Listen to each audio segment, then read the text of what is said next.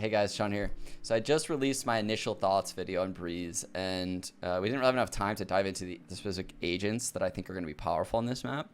So I wanted to make a separate video where I firmly go over like who I think is going to be really good and who's going to be really bad. So I think the best way we can start is just hopping right into a tier list. I haven't done this before, but there's certain agents that I think are going to be required and others not so much. Let's just start off with the ones that I don't think are going to be very, very viable here. So obviously Brimstone, he's stuck with 3 smokes. He only gets 1 for free every round. The molly isn't that big of an area. The ult's not that big of an area. Breeze is a massive map.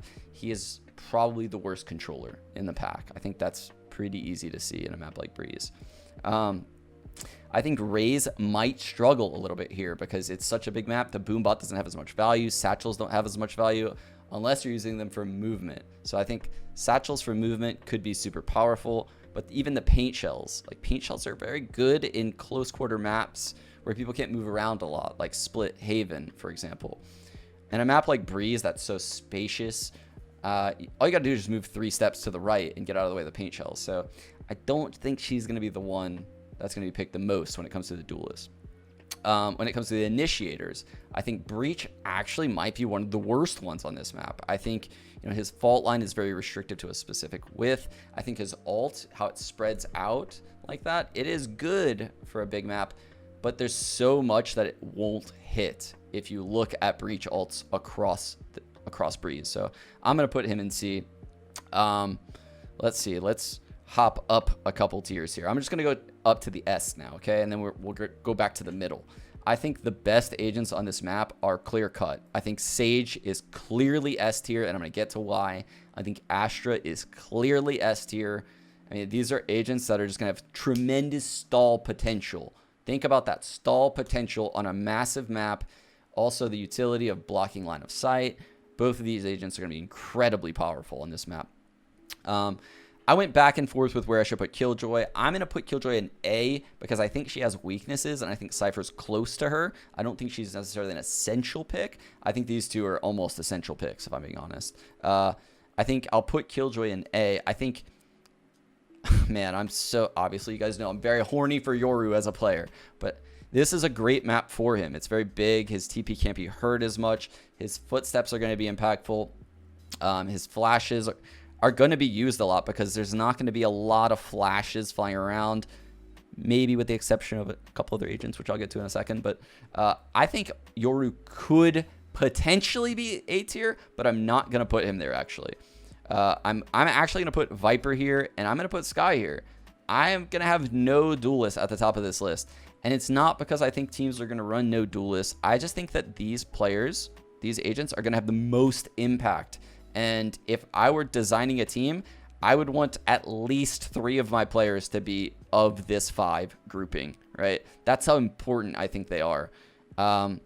Whereas someone like Yoru, someone like Jett, even someone like Reyna or Phoenix, I can find value for these agents, but they can be used interchangeably amongst each other, right? It's not like I need a Yoru because I could also instead play a Jett. Or it's not like I need a Jett because I could also play a Reyna that's playing disruptive and getting picks. Or maybe a Phoenix that's farming the alt orb and getting run it backs all the time over at A. So I can make arguments for all of these 4 duelists, and I think they'll be seen in comps on this map without a doubt, but they're not as powerful as the 5 above them. So I also feel that way about Omen. I went back and forth on putting Omen in A tier. I didn't just because Astra's already up there, and I think you can get away with running a solo Astra comp. I think his TP is super strong. I think his smokes are going to be necessary, and I'm kind of actually wanting to switch him.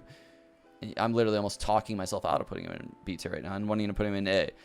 He's somewhere in between these 2 tiers, I think. Not S, definitely not C. I think his TPs are going to be very, very powerful with all the elevation changes on the map. And also, it's so big, you can't hear a lot of the TPs. He can ult across the map. Yeah, I'm really almost wanting to put him in A. Sova, I think this will be one of his least played maps. It'll be right there beside Split, but for different reasons, right? Split is his least played map right now because of the elevation changes. It's hard for him to get success on his ults. His drone isn't very good because the corners are so windy and it doesn't really work out for him. I think the opposite problem exists for Sova here. The map's so big, his ult's not as good. His arrows are going to be coming in for years, and everyone's just going to be able to shoot them, right? I don't think it's his map. I think there's better choices. Do I think he can find success just like on Split in certain comps, in certain instances? Absolutely. His kit is ridiculous. It's very, very powerful. But relative to the ones above him, again, I'm going to put him in C tier. Cypher, I think I actually want to put Cypher in B tier because I think there's tons of nerd camp potential on this map. I think the trips can help you ignore areas. And on a map as big as Breeze, you know, that's huge. That's huge. But I think he's slightly worse than Killjoy. So I'm not going to put him in A because Killjoy has things like her turret, her alarm bot. I think her ult is more powerful than Cypher's on Breeze. And for these reasons, I am going to put Killjoy ahead of Cypher. But yeah, this is just kind of high level where I'm going to put everyone at when we talk about the map. Let me know if you guys agree with this, and let's just hop straight into the game. See, I'll show you guys why I feel this way. Let's go. All right, guys. So the first agent we're going to talk about on the OPS tier is Sage. I think she's almost a must pick on the map because it's so big, it's so spread out, and she allows you to ignore areas and help out across the map. And here's how she would do that, right? So ending game phase, she would spawn up here. You could wall this, open the door. If people are going A, you could throw slows towards A. If people are going towards B, you can actually just launch slows like this through the roof. And it's very easy, as you can see, to just slow the B push. If you actually over-rotate to the wrong area and you come over here, oh, guess what? You can still come over here and manage to get a slow off to the A side. Sage has full map pressure on this map. Coming up here, you can keep slowing this. Let me just turn infinite bullies on. You can open the door, slow it. You could come out here at the start of the round by the barrier, do a wall like this. That would allow you to peek like this, potentially come, up in this corner, or even play on top of the wall or a headshot angle like this. If people come back, allows you to help out on A and ignore the doors. People are probably going to be one-wing on this bridge a lot. If you wanted to, you could do like a really cool wall, to basically look over the smoke. People will also be smoking this window a lot. If you wanted to ignore this, so that way your team didn't have to worry about the flank unless you heard the wall break, or if you wanted to look for a cheeky kill over the smoke at the start of the round, you could wall up. One smoke isn't enough to cover this whole thing, especially with a wall like this. So you could get a cheeky kill, fall away, and buff up another site. You could run through connector right here and do a wall like this. This wall will allow you to take an early peek into mid and also block off, this elbow push. You could even play off of it like this and end up, getting a free kill like that. And, this would also allow you to slow by the doors, fall off quickly, and help out B. Again, it's just one of those scenarios where Sage can be in a lot of places at once. So if you could wall like this, get a nice angle here. You do that pretty much at any pillar, right? I mean, something really cool that you could do over here is, let's see if I can actually get this right. This is kind of a difficult wall. No, that's wrong.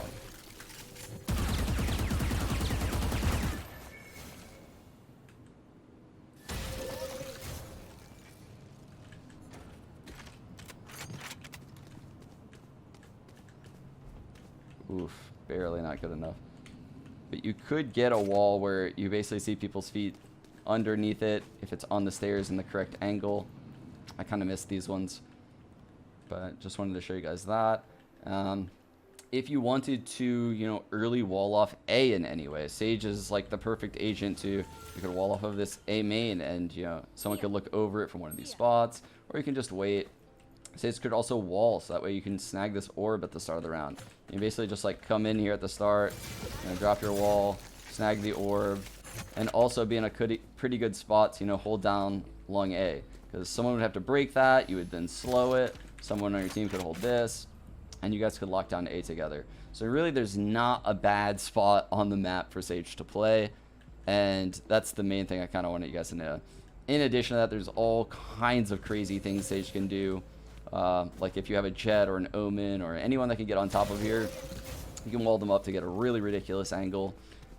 Post plants in A. You could even do this wall where you could be holding this, but then if you're waiting for a flash or a Reyna flash comes, you know, any reason for you to fall off this angle, you could fall and then re-peek into it, which no one's crosshair is going to be there. So great angle to play. The list goes on and on, but I just wanted to show you guys mainly like the slow pressure through these roofs. This is like this for a reason, right? I actually believe the devs have done this on purpose by opening this. It's something that really favors like a Skye with birds and Sage with their slows and things like that. So stay on the lookout for stuff like that. Okay, let's go on to the next agent. Let's talk about why I believe Astra is also S tier with Sage. So we're going to end game phase. We're going to come up here. And for a similar reason to Sage for being able to farm this orb, you know, Astra is one of the few agents that could do something that would clearly allow you to beat an attacker to this orb, right? Where you can see they spawn here, we're back here. This is so far away. It is the only way to deny them that vision is something like Sage's wall here or something like this from Astra.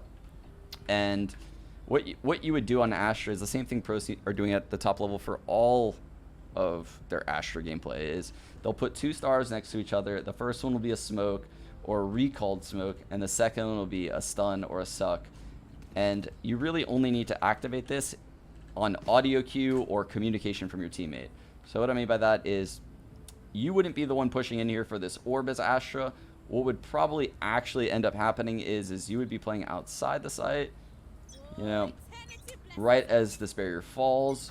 You might smoke that. Your Phoenix or Yoru or anyone comes in here, gets this orb. If he's like, oh my gosh, they're coming through the smoke, you activate this.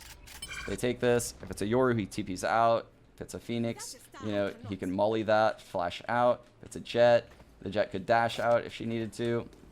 But Astra makes for a great pairing. And the same thing for, like, you know, say you wanted to have something in place if a team did like a mid to A split. Well, Astra's the only one that can really just be ready for any type of split on this A site, right? Where you can see there's 3 entrances here. So it's going to be very difficult. You only have 5 players total. There's 3 entrances on this A site. And you can see there's also 1 B through mid. There's 1 through this mid window. And then there's this B main. So it's going to require a lot of teamwork, and that's why I think Astra and Sage are S tier. So you can have full map pressure as Astra, and you can have all this stuff all over the place, help out anyone, and the whole combination of smokes combined with, you know, the suck stun is excellent for getting map control early on defense and basically pushing things and getting information, which is the name of the game when you're playing at the top level. All right. Let's go on to the next agent.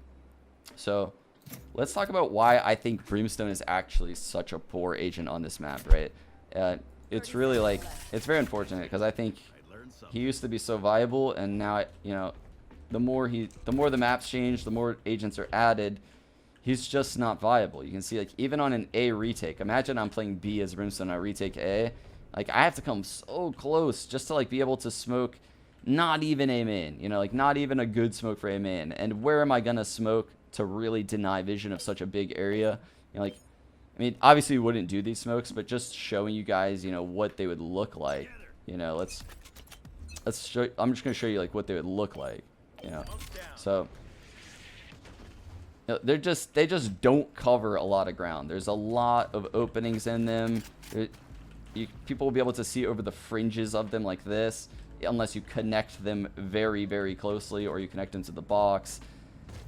I'm not saying it's not possible. I'm saying he would have to be a secondary controller, and you would have to have very organized ways how to use him.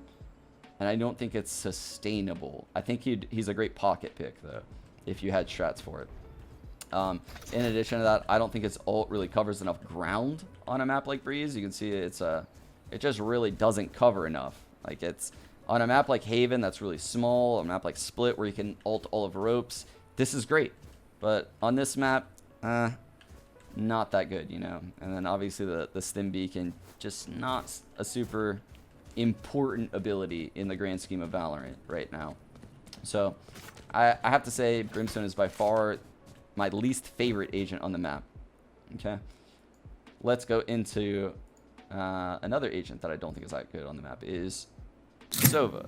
Now, Sova is great on any map, so it's weird for me to say he's not good on a map because he's still viable, but it's probably going to be one of his worst maps alongside Split, right? Because Split's a bad map for him because of all the elevation changes, the close quarters. This is the elevation changes and the massive distances, right?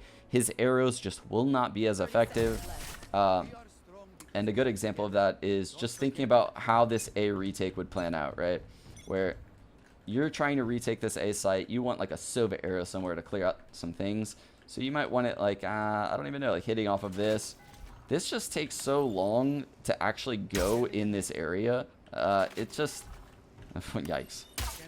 So, you know, just even getting to an area like that just takes a while. And the players will be able to move around quick enough. And I'm actually not even sure if that would reach people on the ground.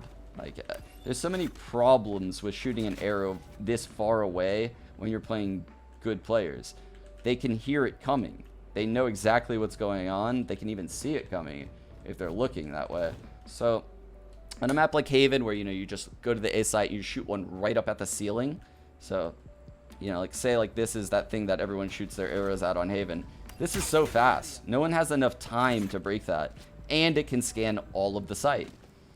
That doesn't exist on this A site. So it would have to be like very situational arrows that you would have to craft with your teammates. Not saying it isn't viable at all, but it's just a different style of Sova that you're not used to. Same thing goes for B, right? They're just all these little nooks, all these little elevation changes, all these little corners and stuff to hide in and not get pinged by a drone or dodge the drone or, you know, not get pinged by an arrow. And then obviously your ult, like imagine playing B and the team goes A. I mean, look at this. It doesn't even reach. It doesn't even come close. And on top of that, these are massive elevation differences. Like this far down into mid. And then also, like if you look at these stairs, everything is an elevation change on Breeze. Which means that I don't think Sova is going to end up being one of the main initiators of the map. He's still going to be insanely powerful, though. His kit is ridiculous. But that's where we come to Skye, right? I think Skye is going to be definitely up there as far as the most played initiators go. Especially when you watch a tactical region like EU.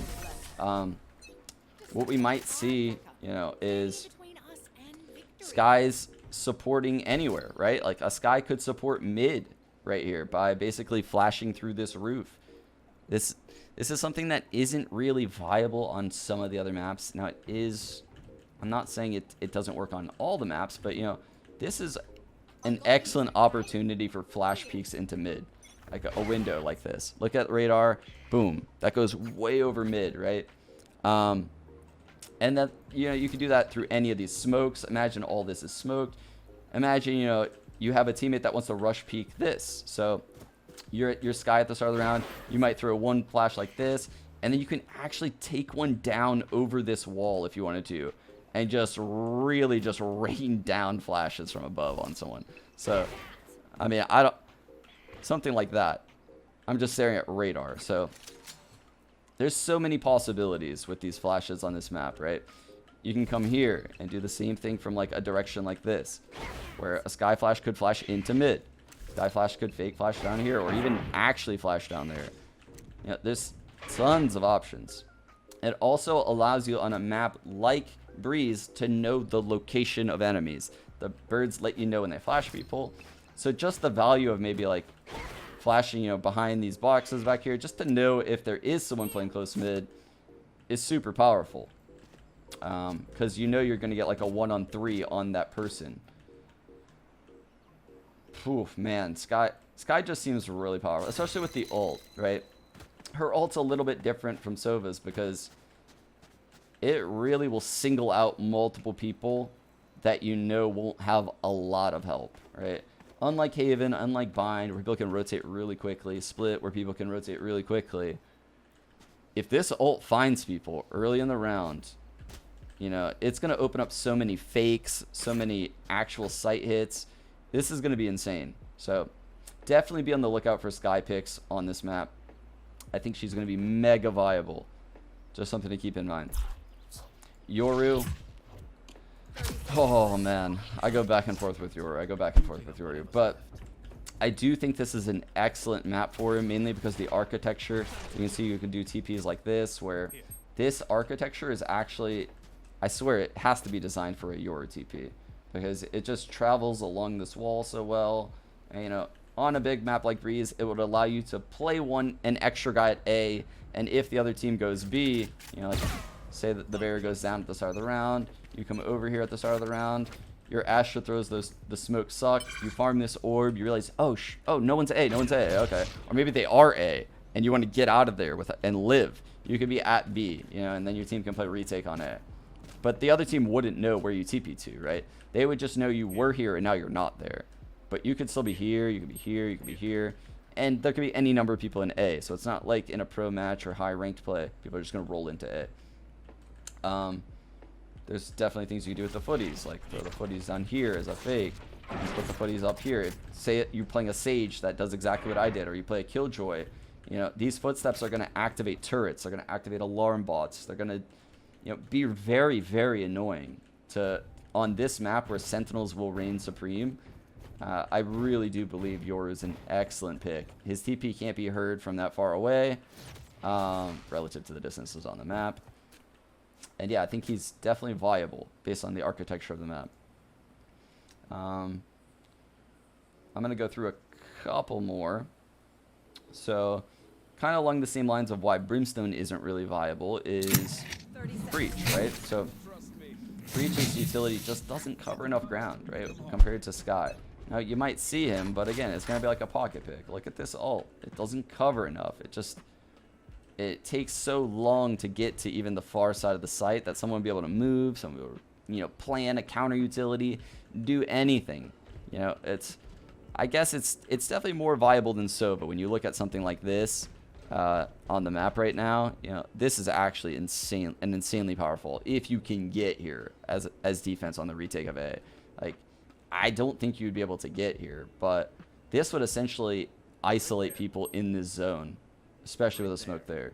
So I could see some use for a Breach. I don't think he's going to be as played as Skye, like I said, but I mean, good, not great. That's what I'm going to say about Breach utility. And you can see like the fault line, good, not great. Just doesn't cover enough area. It's not wide enough. The flashes, there's a lot of nooks and crannies on the map, but I will say having 3 flashes like Breach has and an aftershock, this kit is just insanely powerful. And a lot like Sova, even though he's less optimal than Skye, he's a good counter pick, right? Like if everyone's playing Skye, going against the grain and doing things that people aren't doing, so they don't prepare for you, is definitely a good idea. So I think we might see some Breach.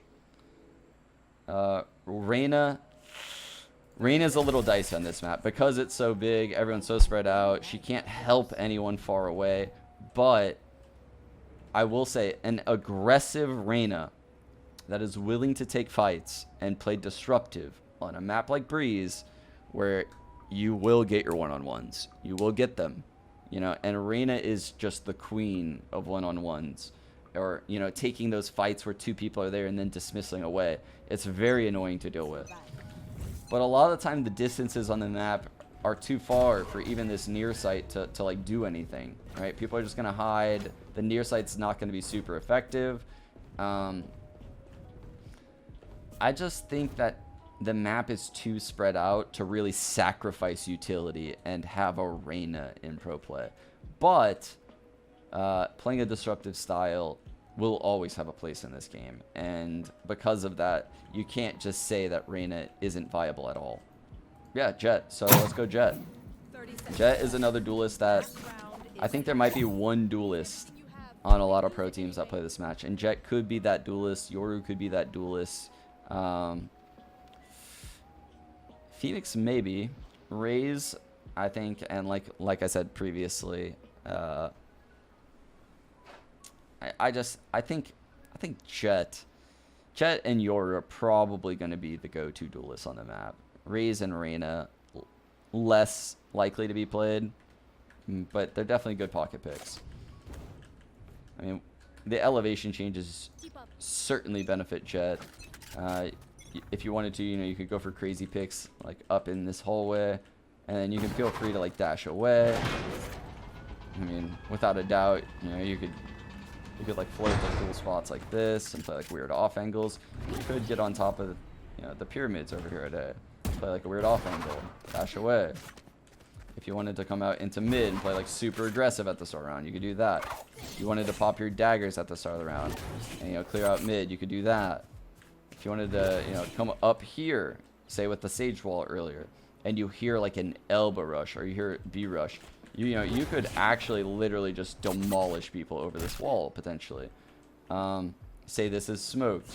You can do this too as well, probably similar to Sage, and probably get a little bit of vision over the corners of the smokes. Not dead in the center, but you'll probably be able to do stuff like that. Right? There's just so many options when it comes to like all these little things that you can stand on. You know, so many things that I can't even anticipate because I don't play a lot of Jett.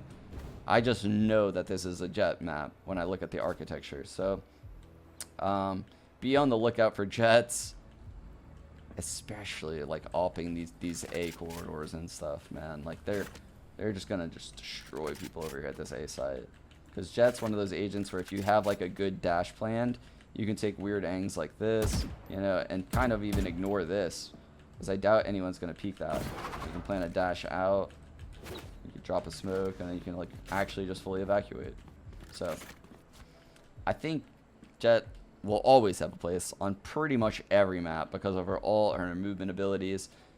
This map is no different. Lastly, let's talk about Omen. 30 seconds left. Switching sides. Omen is another one of those agents that's always going to be like in the middle of the pack, right? I think he could probably put on any map at any time, single controller, dual controller, really anywhere. He's so versatile. He has a movement ability, a flash, and smokes. You know, that's the whole package. They're just, none of them are super powerful, none of them are super weak. But you can see at A, Omen would be capable of doing stuff like this if you were to take the A site, right? Where you can actually smoke on top of there. You could smoke on top of this bridge. And dear God, like the retake just becomes impossible. You can see like these guys spawn, can't see you. These guys up top wouldn't be able to see you. And yeah, they cannot retake the site. Like this isn't even a viable option for them. And this is actually a worse one way than I could have thrown. Looking at what a smoke looks like here, I'll show you. You can see, you know, a Sage Wall would be able to see over this side or this side. A Jett updraft would also be able to do it. This is just a very big area for a smoke to cover. You can obviously throw like one-way smokes here. And same thing goes for Viper, right? Like you can do all these things in these areas if teams are hitting your sites. So I'm sure there's actually one here as well. I don't know if that one doesn't look very viable. It would just be annoying.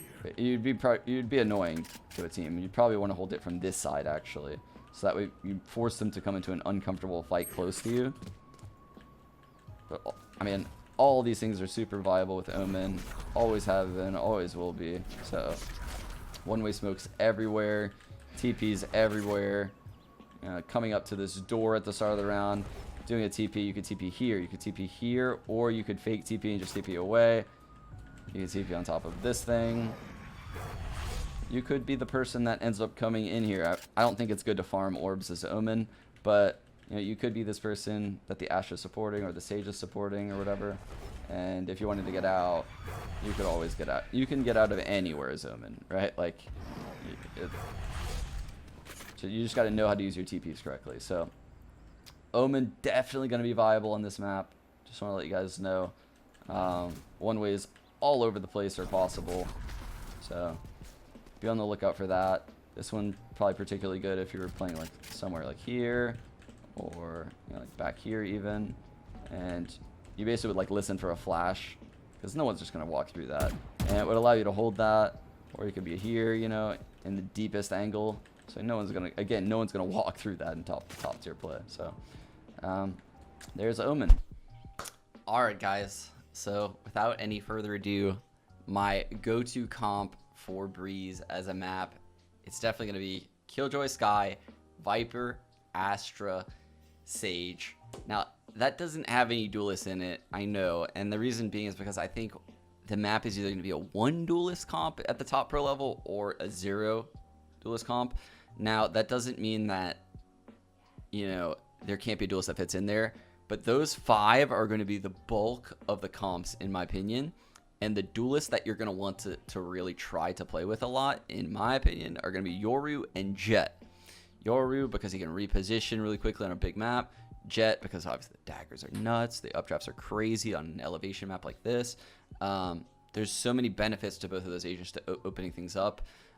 Whereas the other duelists, I think, all have a little bit of flaws, right? So an example would be if you want to play a Skye, well, you might not need the flashes so much. You know, you can, you know, miss out on, say, like a Killjoy, or you can miss out on your Viper, and you can accept a Jett into your comp.